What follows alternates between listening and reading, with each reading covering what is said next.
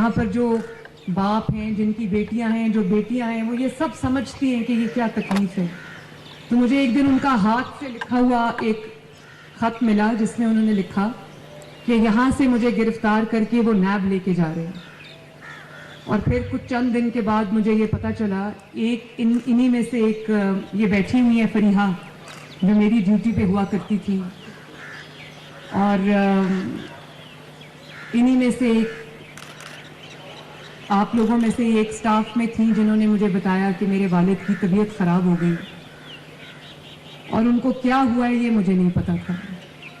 انہوں نے کہا کہ ان کی بہت حالت خراب ہو گئی ہے اور ان کو ہسپتال میں داخل کرا دیا. میں نے پوچھا کیا ہوا, تو اس کو پتہ نہیں تھا.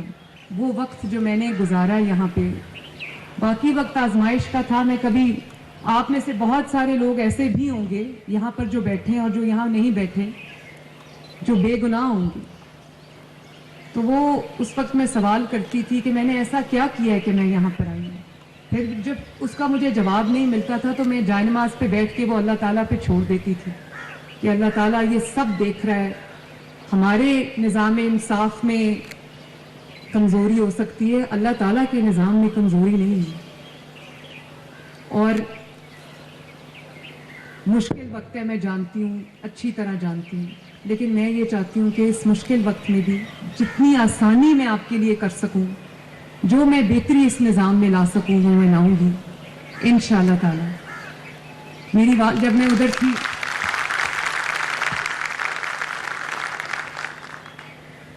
جب میں اڈیالہ جیل میں تھی وہاں بھی میں 4-5 مہینے رہی, یہاں بھی 4-5 مہینے رہی. مجھے یہ پتہ ہے کہ آپ لوگ ابھی مجھے میرے ساتھ جو بیٹھی تھی انہوں نے کہا کہ ہم اپنی اپیلز کے انتظار میں ہیں.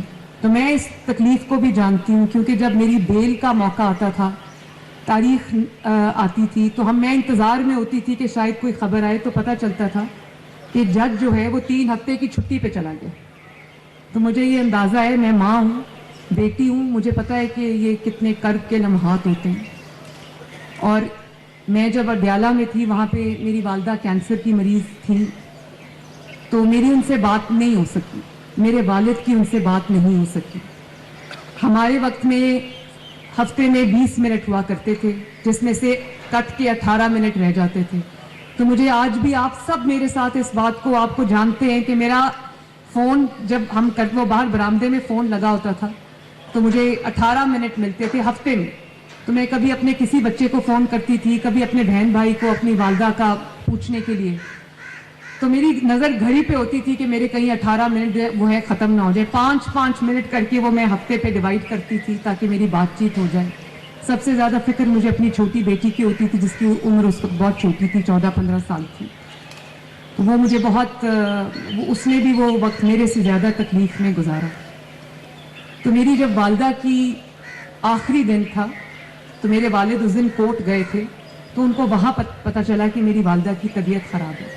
انہوں نے بہت کوشش کی, منت کی, سماجت کی وہاں کی جیلر کی کہ 1 منٹ میری بات میرے گھر والوں سے, بچوں سے کرا دو کہ میں اپنی وائف کو دیکھ لوں, اس سے بات کر لوں یا پتہ کر لوں ان کا کیا حال ہے. وہ نہیں کر سکے. اس لیے آج آپ کے لیے ہم ویڈیو کال کی سہولت لے کر آئے.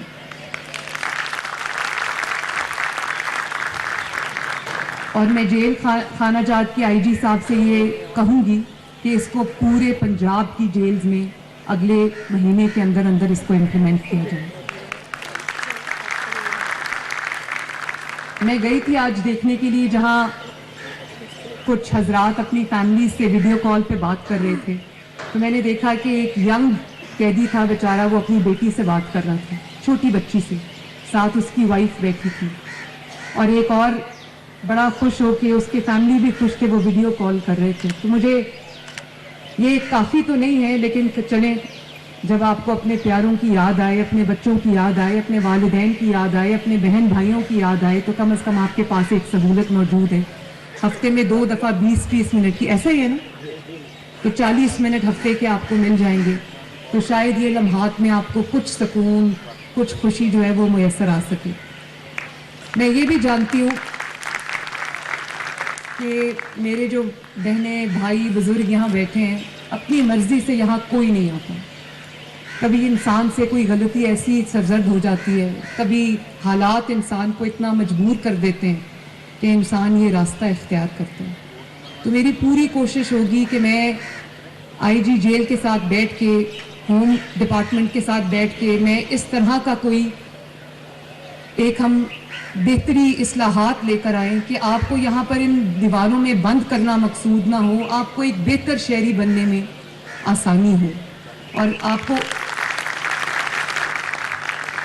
کو اچھے ہنر سکھائے جائیں تاکہ جب بھی آپ اس جیل سے باہر نکلیں, اللہ تعالیٰ کرے یہ آزمائش کبھی کسی پہ نہ آئے, تو جب آپ جیل سے باہر نکلیں تو آپ ایک باعزت روزگار کمانے کے قابل ہوں, آپ باعزت شہری بنیں.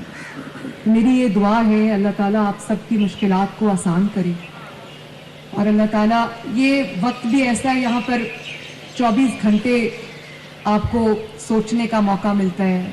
مجھے پتہ ہے کہ آپ لوگ سوچتے ہوں گے کہ یہاں آئے, کیوں آئے, کیسے آئیں, اور پھر ہمارے قانون کے نظام میں اتنی کمزوری ہے کہ کچھ بے گناہ لوگ یہاں پر موجود ہیں, اور یہ جو ہمارا نظام قانون ہے یہ طاقتوروں کے لیے کمزور ہے, اور جو بے گناہ ہے اس کے لیے یہ بڑا سخت ہے. تو میں اپنی جو جوڈیشری ہے ان سے بھی یہ بات کروں گی کہ جو لوگ انصاف کے منتظر ہیں ان کو جلد انصاف کی فراہمی کے لیے ہم اگر کچھ کر سکیں تو یہ بہت بڑا قدم ہوگا. مجھے ابھی یہاں پہ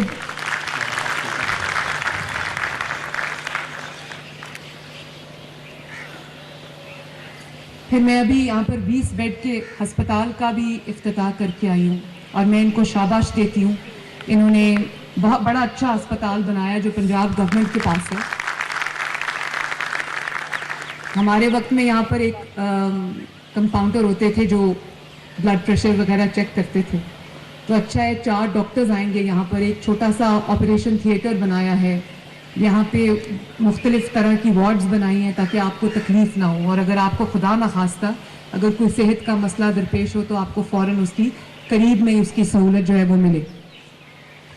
پھر میں آئی جی صاحب سے یہ بھی کہنا چاہوں گی کہ کوئی ایسا نظام بھی ہونا چاہیے کہ آپ کی فیملیز جب آپ کو, آپ کے جو گھر والے ہیں جب وہ آپ کو ملنے آئیں تو کم از کم باعزت